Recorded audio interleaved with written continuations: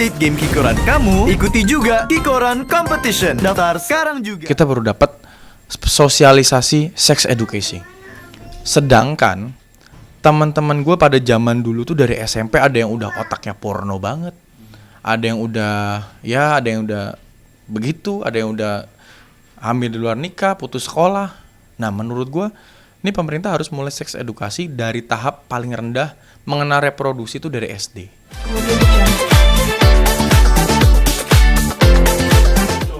Cewek lagi.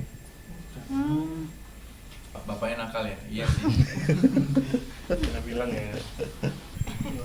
Si Eki anak online wae aja cek sama. Ambil stok sup dulu dah, ambil stok sup dulu. Jangan bicara. Takut ada yang nangis.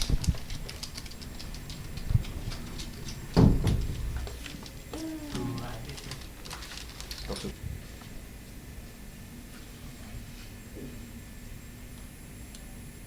Gedenya mirip nyanyi ya. Jadi diva nanti.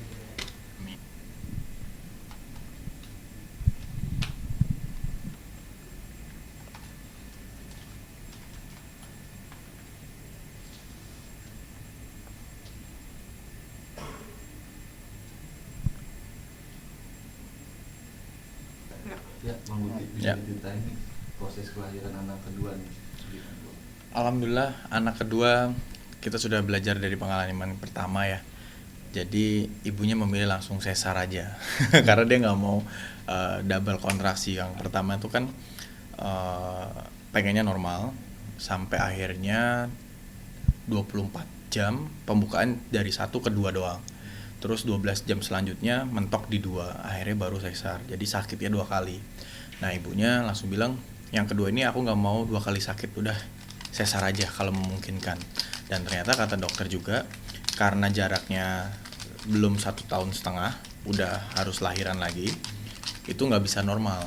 Takut nanti jahitannya yang pertama di dalam belum kering sempurna, ngeden, over tegangan ototnya terlalu kencang, malah jadi robek dari dalam. Gitu. Jadi akhirnya diputusin untuk sesar. Itu kira-kira jam berapa Bang prosesnya? Kita standby dari rumah sakit itu hari Jumat malam jam 6:30 masuk sini, observasi terus semuanya dipersiapin masuk ruang sesar besoknya jam 8 pagi. Jam 8 pagi nggak lama langsung dikabarin udah selesai, setengah jam aja prosesinya dan lancar semuanya. Walaupun sempat Nadia setelah sesar ada transfusi darah karena HB-nya drop. Itu HB dan ferritinnya drop. Berarti tidak mempengaruhi dirinya sendiri. Enggak, justru mah adiknya super sehat. Begitu jawab lagi.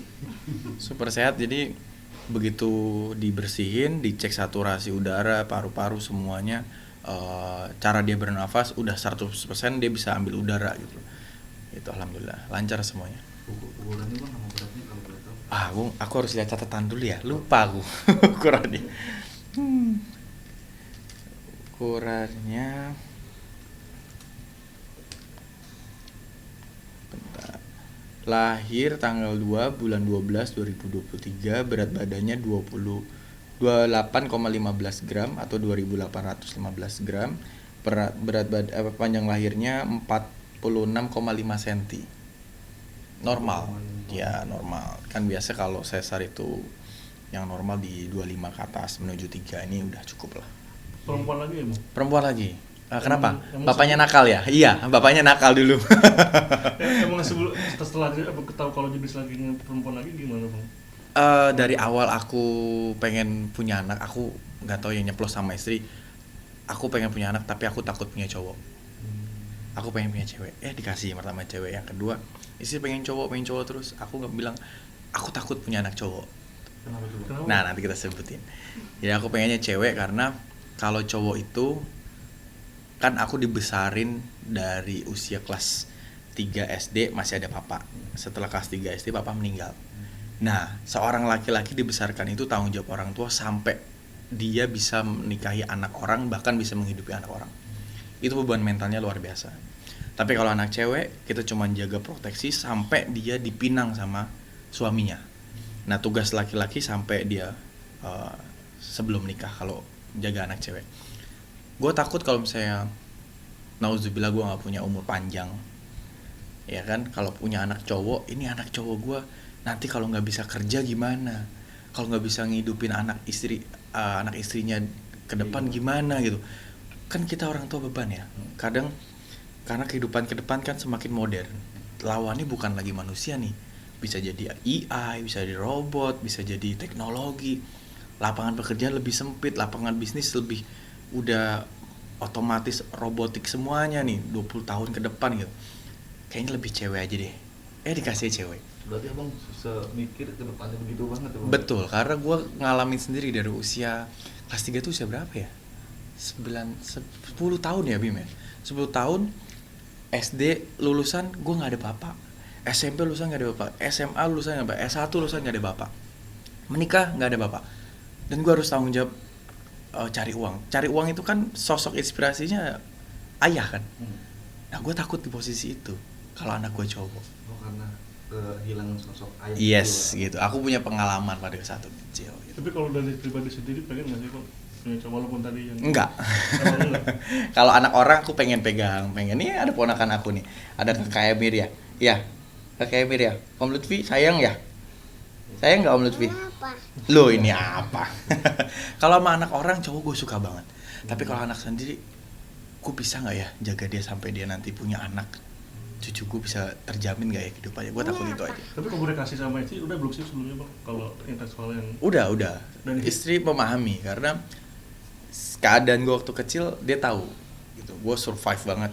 Gue luar biasa lah. SMA meninggalkan Semarang untuk hijrah ke Jakarta cuma bawa 1 koper, bahkan semua fasilitas dari almarhum papa gue tinggalin semua.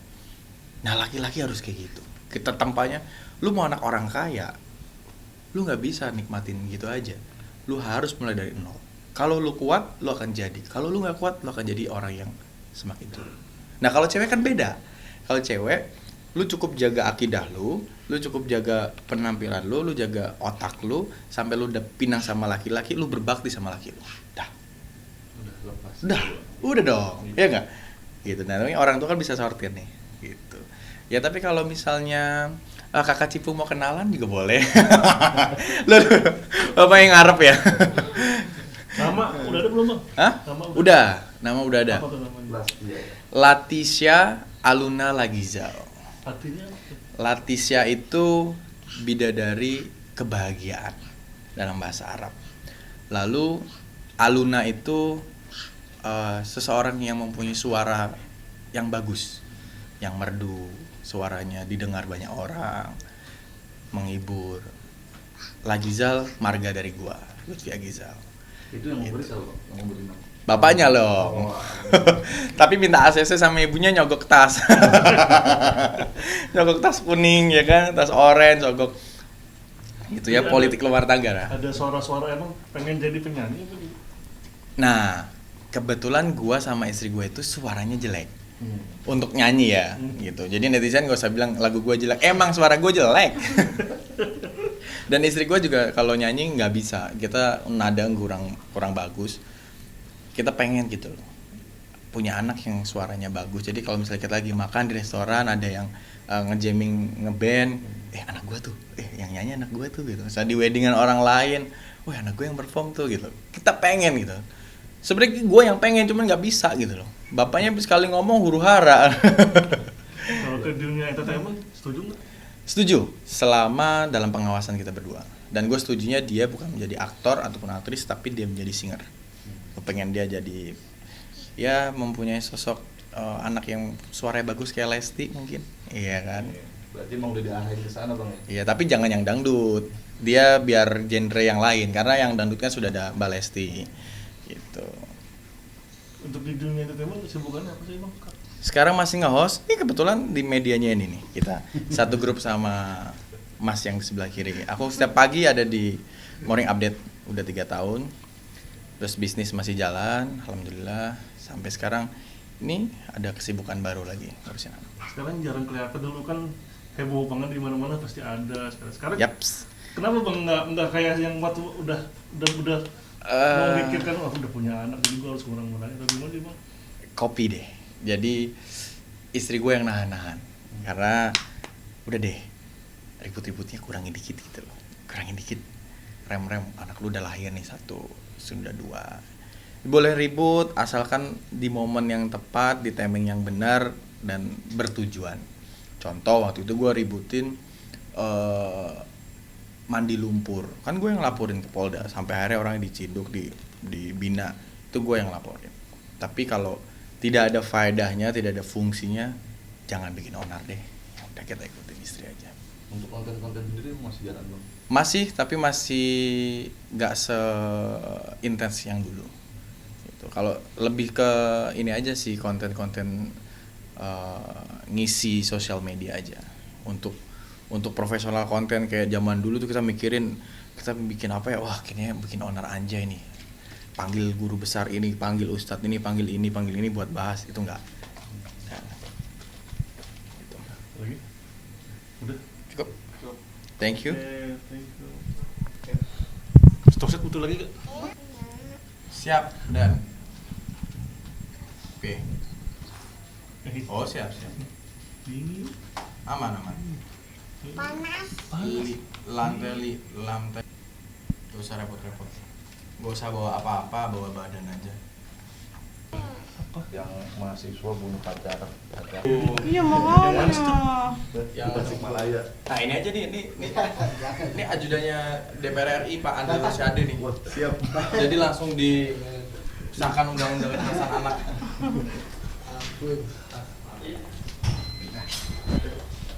Yang kasus yang viral mahasiswa bunuh pacar di Tasikmalaya karena korban telat menstruasi. Gimana bang? Waduh, ini ya. Ini problematika anak muda yang salah kaprah sebenarnya. Jadi gini loh, sex education itu harus benar-benar diajarin sejak dini. Termasuk kita punya pacar, kalau memang dia telat mens, bukan berarti itu ulah kita. Dalam artian reproduksi wanita itu memang suka terlambat dalam keadaan normal maupun tidak. Dan laki-laki juga jangan bikin ulah. Gitu loh. Kalau mau bikin ulah nikah dulu, sah dulu. Kalau misalnya kata keluarga ya udah nikah siri dulu, kan ada beberapa keluarga yang pengennya udah deh daripada anak gue zina nikahin siri dulu supaya pergaulannya nggak ini, nanti rame-rame nanti aja udah punya uang. Banyak yang kayak gitu, itu malah nggak apa-apa gitu. Jangan malah pacaran bikin ulah, giran telat menstruasi dibilang hamil di luar nikah. Padahal ya bukan itu. Bahwa seks edukasi itu pentingnya adalah pencegahan seks dini sebelum menikah. Itu yang paling penting. Tujuan seks edukasi. Bukan malah mengajari seks edukasi itu. Lalu reproduksi antar jenis juga harus tahu. Wanita menstruasi keadaan sakit bisa terlambat. Keadaan lelah bisa terlambat. Faktor hormon berubah bisa terlambat. Sekali lagi, pacaran tidak boleh membuat ulah sebelum menikah supaya nggak jadi kayak gini. Kalau udah kayak gini, udah salah kaprah, membunuh, melanggar hukum. Yang salah orang tuanya, anaknya bikin ulah, gitu loh. Kasihan orang tua yang udah didik. Ya Allah, gue punya anak cewek lagi. Ya kan kita udah jagain sampai gede, berharap ya kalau memang masih berproses, pacarnya masih belum settle, ya jangan bikin ulah gitu loh. Didampingi tapi jangan bikin ulah. Jangan sampai malah jadi kayak gini. Kira-kira penting gak sih bang, maksudnya kedepannya untuk pelajaran seks edukasi ini di sekolah-sekolah gitu? Penting banget. Bahkan gua angkatan 94 ya. Dapat sex education itu baru semester 1 kelas 3 SMA semester 2 mau lulus. Kita baru dapat sosialisasi sex education. Sedangkan teman-teman gue pada zaman dulu tuh dari SMP ada yang udah otaknya porno banget. Ada yang udah begitu, ada yang udah hamil di luar nikah, putus sekolah. Nah, menurut gue ini pemerintah harus mulai seks edukasi dari tahap paling rendah, mengenal reproduksi itu dari SD. Nanti di SMP pencegahan seks dini. Terus SMA pencegahan lebih intens seks dini. Kuliah lebih mengenal lebih jauh supaya nggak salah arah gitu. Dan ini harus segeralah, semoga nanti pas 2024 nih kan semua keadaan berubah ya. Negara ini dari mulai presidennya sudah ganti, menterinya ganti, pejabat-pejabatnya ganti, harusnya ini menjadi usulan yang bagus supaya nggak terjadi kayak gini, karena kejadian ini selalu berulang dan ujung-ujungnya bilang tidak mendapatkan seks edukasi. Gitu. Apa gue yang harus ngajarin? Weh.